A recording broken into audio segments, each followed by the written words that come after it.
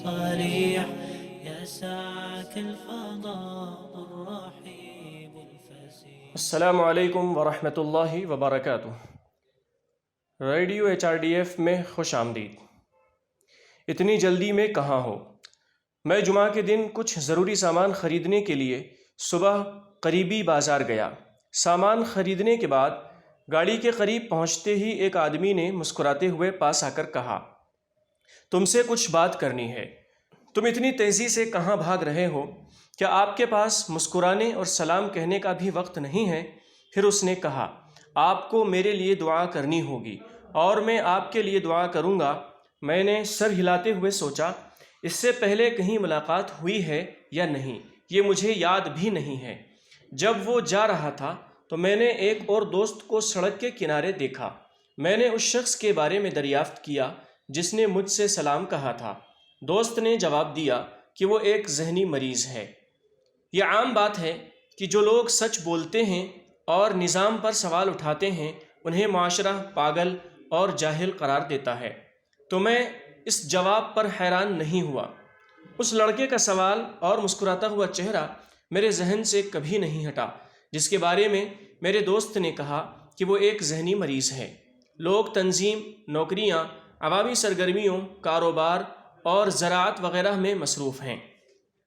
اس دوران دوسروں سے مسکرانے، ایک دوسرے کا چہرہ دیکھنے اور بات کرنے کا وقت نہیں ہے. ہماری یہ جلدی کی بھاگ دوڑ اور مغرور قبروں تک پہنچ کر ختم ہو جاتی ہے. ہمیں تو وہاں آرام کرنا ہی ہے. تمام ہلچل کو ایک طرف رکھ کر ہمیں دوسروں کو تسلی دینے، مسکرانے، دوسروں سے محبت سے دو لفظ بات کرنے کے قابل ہونا چاہیے. میں نے حال ہی میں ایک اسلامی جلسے میں شرکت کی.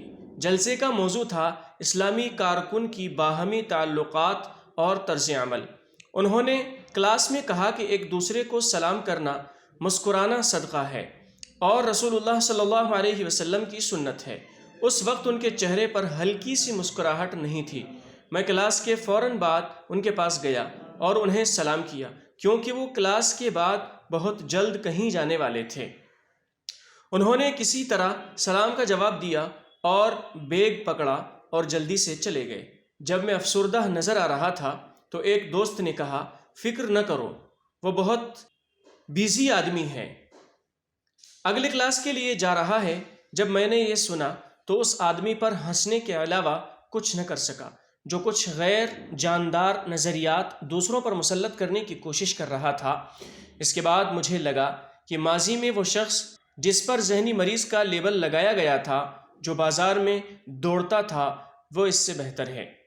قیامت کے ہولناک مناظر، آخرت کی آزمائش اور قرآن کی صداقت کے باوجود لاپرواہی سے بھاگنے والے لوگوں سے اللہ تعالیٰ کا سوال کچھ اس طرح ہے، پھر تم لوگ کدھر جا رہے ہو؟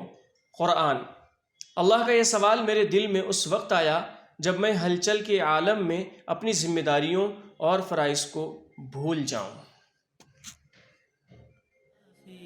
الصريح يسعك الفضاء الرحيب.